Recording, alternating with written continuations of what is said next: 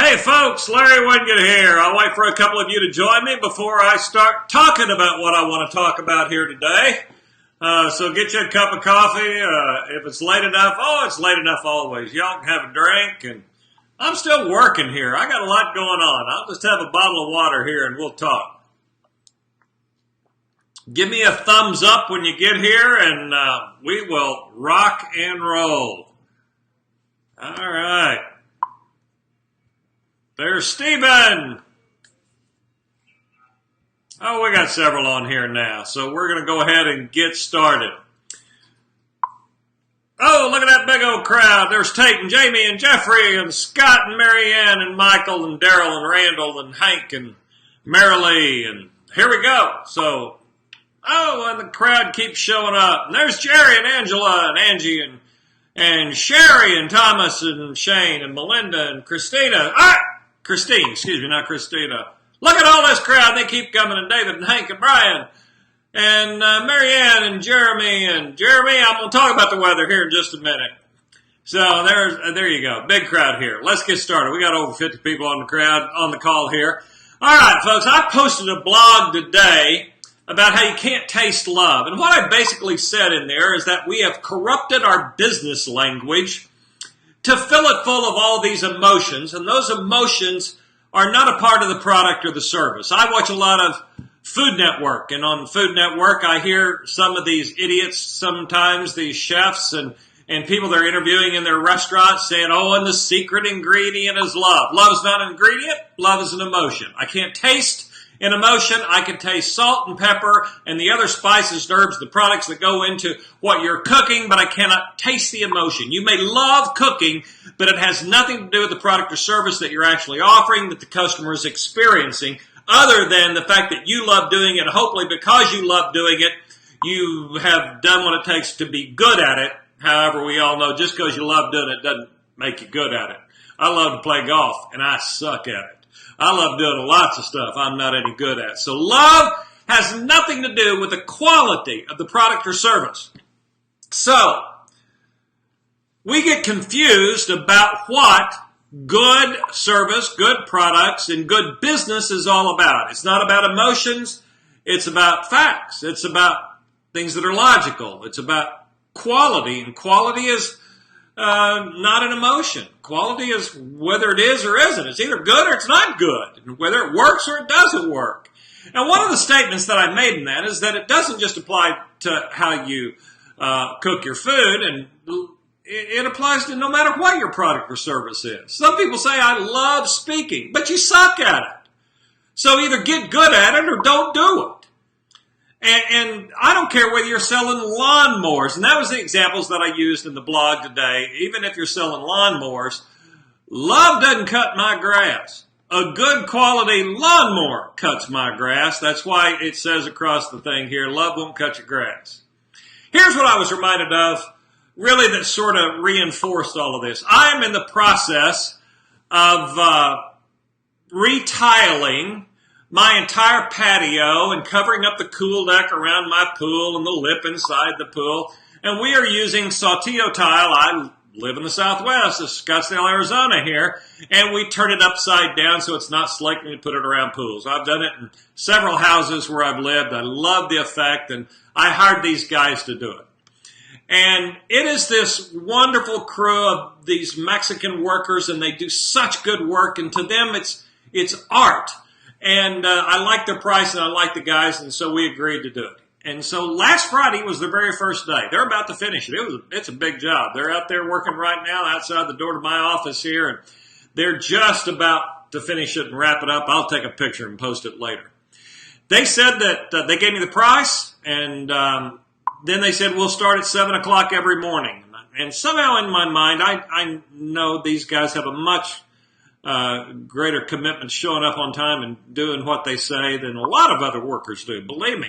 And sure enough, the next morning on Friday, they were there at 7 o'clock, and they prepped everything and got it ready for the tile and cleaned the surface that was there and ground down some areas and did all of that.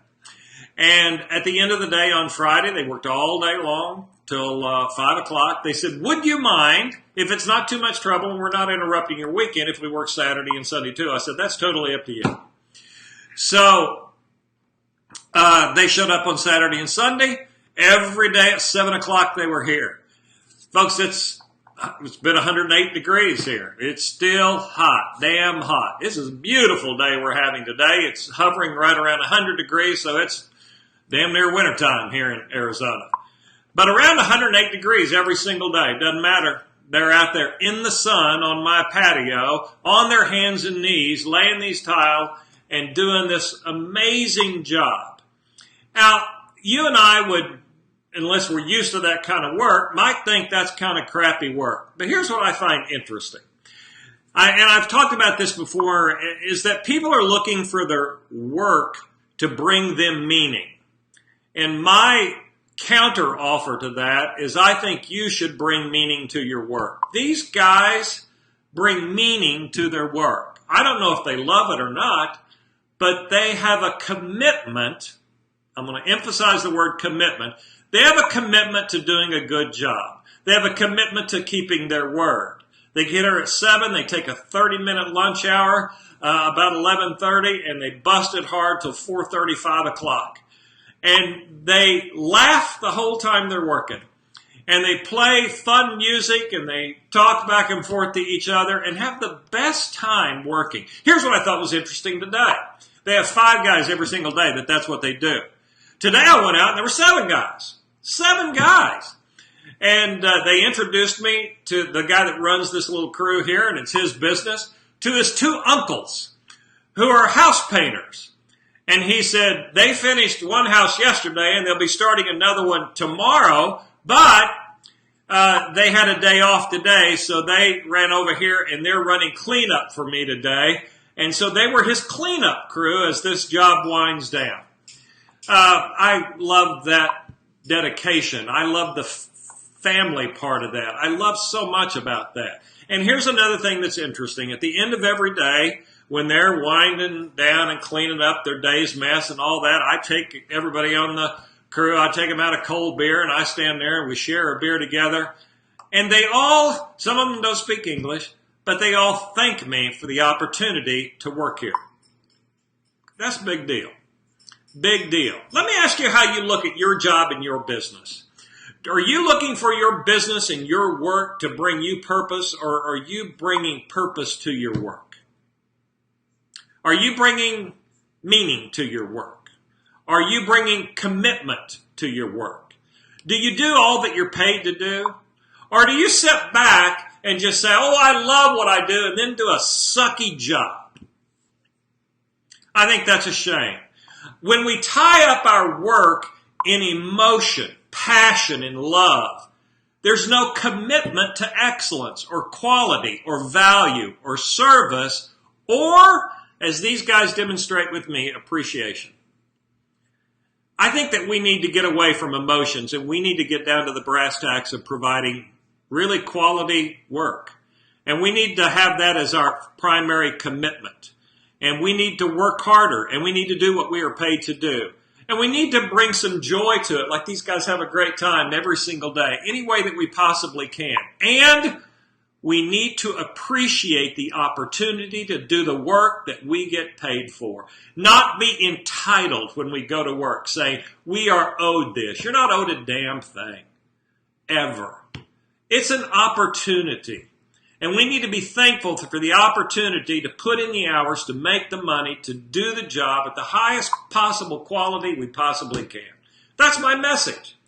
Because love won't cut the grass. Love's not getting that tile laid. Commitment is. Commitment is, and they're having a good time doing it, and they brought meaning to their work. All right, let's see what y'all have to say. Jerry says they saw your cabinet video and they're scared not to. Maybe so. They don't even. They didn't even know who I was, so that's not the case. But that's a funny line. John said, "I hope you're paying them fairly for fair work and not taking advantage of their nature." Okay, first of all, John, dumb thing to say to Larry Winget. I am paying them, believe me, fairly. I'm a person of integrity, and they set the price, and it was a good price where I felt good about the price, and they made good money, and so, yeah, they got paid fairly. Really, John, I got to tell you, that kind of pisses me off. because, of course, I would do the right thing by people who work for me. A man of integrity keeps his word, honesty, all those core value things. I appreciate the opportunity to do the work we get paid for. Absolutely. We have so many people who believe that they are entitled to having the work and that the employer should thank them every day. No, you should be thankful you have the job and the opportunity to earn money to pay your bills and to get stuff. Can't say I love driving a truck, says Jeffrey Morton, but I'm damn good at it. I do love teaching, so guess what? I found a way to teach people what I do well. There you go. Great way to make a little extra money. So forth. Rob says thank you. Ed says good for them. Yep, there you go, folks. Skyline Roofing, I got a thumbs up there. Sweet mustache, sir, says Michael Malley. I appreciate that. One of these guys came out and did like this, and he said he couldn't do that. It took 2 years to do this. Jackie says, absolutely. That's our job as humans, to bring meaning to our work. There you go. Tammy says that was, yeah. All right. So, John, there you go. You're getting your just feedback there from all these other people, too. Peter says, thanks for the autographed books. Thanks for making the donations that you all did to the hurricane relief. And we raised $7,000 from that little effort there. So there you go. All right, folks, I don't want this to run very long. My point has been made. I appreciate all of you showing up. If you like this and think somebody could learn from this, hey, go ahead and share it. That would be terrific. Hopefully it will help them. And Thomas says, what's your shirt say, Larry? It says, I've tried everything, but I can't quit smoking. And there's a big old pig on there cut up into pieces. I can't quit. I love the smoked meat. Someday we're going to shoot a barbecue video, and I'm going to talk to you about that. So there you go. So, folks, I appreciate you showing up. As I said, share this if you'd find meaning here and anything that could help some people that you know. Remember, bring commitment to your work. Bring joy to your work as best you can. Remember, the customers are only looking for quality and value and great service. I hope you love what you do, but that's not what I'm paying for. So thanks so much. Appreciate you showing up. Lots of great comments. All right, folks. Adios. Bye-bye.